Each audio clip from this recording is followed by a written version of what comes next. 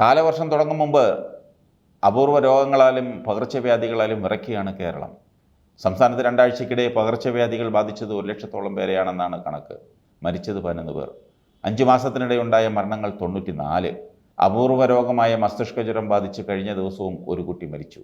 ഡെങ്കിപ്പനി, മഞ്ഞപ്പിത്തം, എലിപ്പനി, H1N1, ചിക്കൻ പോക്സ്, ഹെപ്പറ്റൈറ്റിസ്, മലമ്പനി, കുരങ്ങുപനി, ജലജന്യ രോഗങ്ങൾ തുടങ്ങിയവ ബാധിക്കുന്നവരുടെ എണ്ണം കൂടിക്കൂടി വരികയാണ്. ഓരോ ദിവസവും രോഗികളുടെ എണ്ണം കൂടിക്കൂടി വരുന്നു. കൊടും ചൂടിന് പിന്നാലെയുണ്ടായ വേനൽ മഴയും മാലിന്യ നീക്കം തടസ്സപ്പെട്ടതുമടക്കം പകർച്ചവ്യാധികൾ വ്യാപിക്കാൻ കാരണമായി.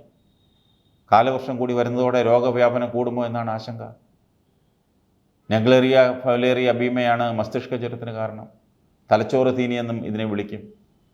ഒഴുക്ക് നിറച്ച വെള്ളത്തിലാണ് ഈ അമീബ ഏറെയുള്ളത്. നീന്തുമ്പോൾ മൂക്കിലെ അസ്ഥികൾക്കിടയിലൂടെ തലച്ചോറിലെത്തും. തലച്ചോറിനെയും ആവരണങ്ങളെയും നാഡീവ്യൂഹത്തെയും ഒക്കെ ആക്രമിച്ച് സെല്ലുകളെ നശിപ്പിക്കും. നേരിട്ടുള്ള മരുന്നില്ല. ഏതാനും മരുന്നുകളുടെ സംയുക്തം ഉപയോഗിച്ച് ചികിത്സിക്കാം. 97% മുകളിലാണ് മരണനിരക്ക്. വെസ്റ്റ് നൈൽ പനി 1937 ഉഗാണ്ടയിലാണ് ആദ്യമായി കണ്ടെത്തിയത്. ക്യൂലെക്സ് കൊതുകാണ് ഈ രോഗം പരത്തുന്നത്. കേരളത്തിൽ ആദ്യം റിപ്പോർട്ട് ചെയ്തത് 2011 ആലപ്പുഴയിലാണ്. രോഗം ബാധിച്ച് 2019 കോഴിക്കോട് 6 വയസ്സുകാരൻ മരിച്ചിരുന്നു. സംസ്ഥാനത്ത് 5 മാസത്തിനിടെ എലിപ്പനി ബാധിച്ച് 90 പേരാണ് മരിച്ചത്. ഡെങ്കിപ്പനി ബാധിച്ച് മരിച്ചത് 48 പേർ. ആരോഗ്യവകുപ്പ് ഔദ്യോഗികമായി പുറത്തുവിട്ട കണക്കാണിത്. മെയ് മാസത്തിൽ മാത്രം എലിപ്പനി ബാധിച്ച് 8 പേരും ഡെങ്കിപ്പനി ബാധിച്ച് 5 പേരും മരിച്ചു. മഞ്ഞപ്പിത്ത മരണങ്ങളും ഏറെയാണ്.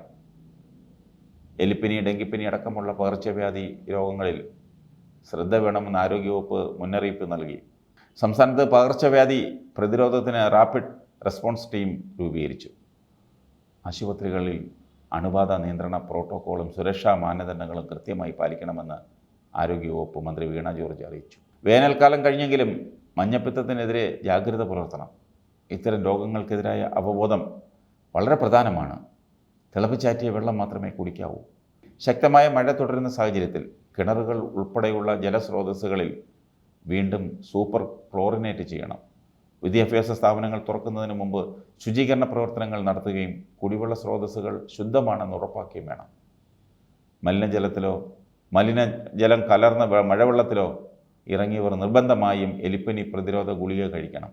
ഗർഭിണികൾ, ഗുരുതര രോഗമുള്ളവർ, പ്രായമായവരും ജലദോഷം, ചുമ എന്നിവ ബാധിച്ചവരും മാസ്ക് ധരിക്കണം.